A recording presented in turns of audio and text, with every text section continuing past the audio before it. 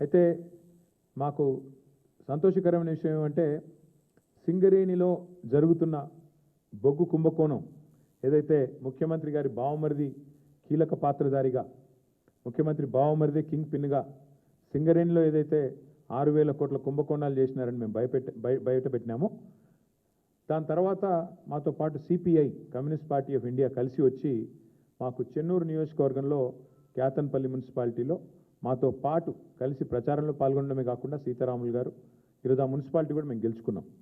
సింగరేణి ప్రాంతంలో సింగరేణిలో జరుగుతున్న దోపిడీ ఏదైతే ఉన్నదో ఈ దోపిడీలో ముఖ్యంగా కాంగ్రెస్ బీజేపీ కలిసి పనిచేస్తూ ఉన్నాయి కాబట్టి వారిని నిరోధించడానికి సిపిఐ కలిసి వస్తే వారిని కూడా కలుపుకున్నాం. ఇక్కడికి వచ్చే ముందు మిత్రులు కొత్తగూడెం శాసనసభ్యులు రాష్ట్ర సిపిఐ సెక్రటరీ సాంబశివరావు గారితో కూడా నేను మాట్లాడాను. కొత్తగూడెంలో కూడా ఇది హంగ్ వచ్చింది. అక్కడ కూడా సిపిఐకి 25 ఏదో వచ్చినట్టున్నాయి, మాకు 9దో 10దో వచ్చినట్టున్నాయి.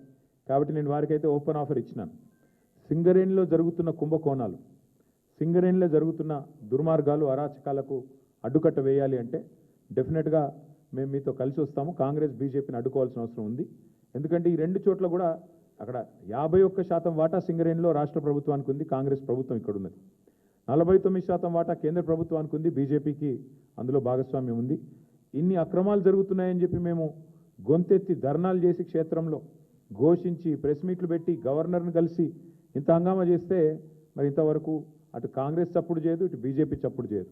అందుకే మిత్రులు సిపిఐ రాష్ట్ర సెక్రటరీ మరి సాంబశివరావు గారికి నేను ఫోన్ చేసి చెప్పాను, మీరు కనుక తీసుకోవాలనుకుంటే కొత్తగూడెం కార్పొరేషన్ మీరు తీసుకోండి, మేము మద్దతు ఇస్తాం ఓపెన్గా అని చెప్పి కూడా వారికి చెప్పడం జరిగింది. ప్యూర్లీ ఒకటే ఉద్దేశం, సింగరేణిలో జరుగుతున్న దోపిడీని సింగరేణి కేంద్రంగా ఉన్న కొత్తగూడెంలో తప్పకుండా అక్కడ మరి కాంగ్రెస్ బీజేపీని ఎండగట్టాలన్న ఉద్దేశంతోనే ఈ ఆఫర్ కూడా మేము ఇచ్చాము. అట్లా కలిసి వచ్చే లౌకిక పార్టీలు ఉంటాయి, చాలా రకరకాల కాంబినేషన్స్ ఉంటాయి.